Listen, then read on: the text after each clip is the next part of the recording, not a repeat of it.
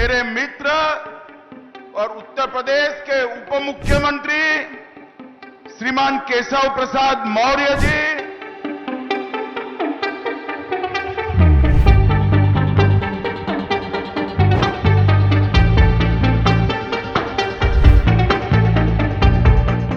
BJP के बादशाह, देश की सियासत के चाणक्य अमित भाई शाह के यूपी में दिए गए भाषण की ये चंद अब जमकर वायरल हो रहे हैं दोस्तों।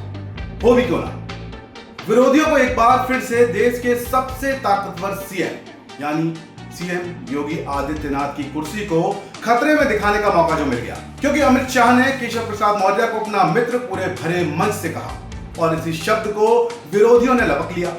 सोशल मीडिया की ट्रोल आर्मी ने अपने अपने हथियार निकाल लिए और फिर क्या है दोस्तों, जरा ये देखिए कि कैसे ये पूरी ट्रोल आर्मी पीछे पड़ी हुई है अब ये बताने में कि योगी आदित्यनाथ की कुर्सी खतरे में है क्योंकि अमित शाह ने केशव प्रसाद मौर्य को अपना मित्र कह दिया। कोई कह रहा है कि समथिंग इज कुकिंग, तो किसी को योगी की कुर्सी सीधे सीधे खतरे में दिखाई दे रही है क्योंकि इन सबको इसी की ट्रेनिंग मिली है।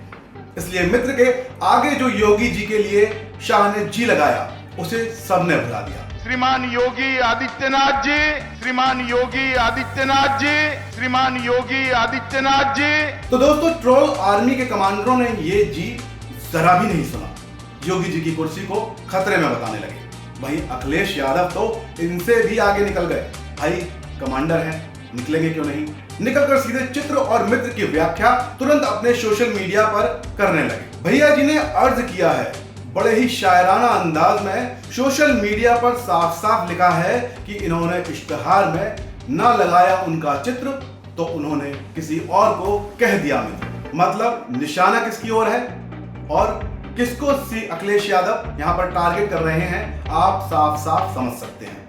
दोस्तों, यहां पर बात हो रही थी उस चित्र की क्योंकि एक फोटो कुछ इससे पहले वायरल हुई थी। अखिलेश ने इसलिए अपनी इस पोस्ट में यूपी सरकार के विज्ञापन में गृह मंत्री अमित शाह की तस्वीर का ना होना, जो कि चर्चा का विषय बना हुआ था, उस बात को बयां कर रहे थे। बीजेपी में शाह वर्सेस योगी दिखाने की कोशिश कर रहे हैं अखिलेश, लेकिन भूल गए कि यूपी में सबसे बड़ी लड़ैया तो योगी आदित्यनाथ यानी कि महाराज जी हैं। बाकी विज्ञापन में तस्वीर किसी नियम से भी जुड़ा हो सकता है, ये संभव है, लेकिन भैया को तो बस ये दिखाना है कि बीजेपी में समथिंग इज गोइंग रॉन्ग। तो अब आते हैं सीधे मुद्दे पर।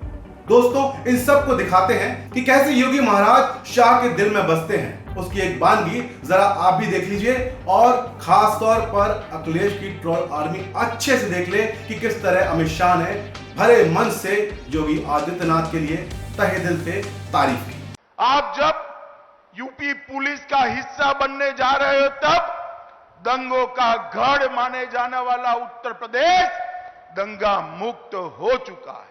ये परंपरा को आपने आगे बढ़ानी है। यहां पर न्याय का शासन हुआ है, गुंडों का फरमान नहीं चलता, अपराधियों को वीआईपी ट्रीटमेंट नहीं मिलती।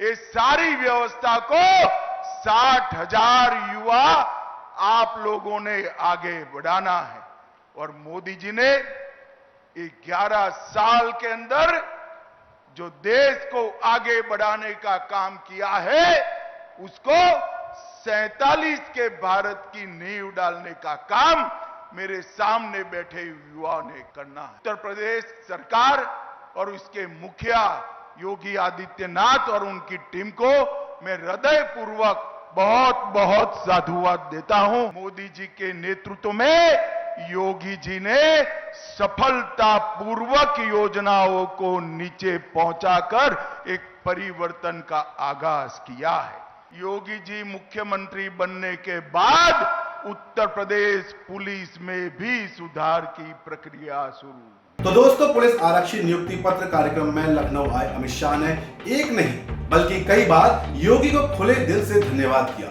जमकर तारीफ भी की। लेकिन विरोधियों को यह भला कैसे दिखे और कैसे बचे, क्योंकि ठेका तो कुछ और ही दिया गया है अपनी ट्रोल सेना को।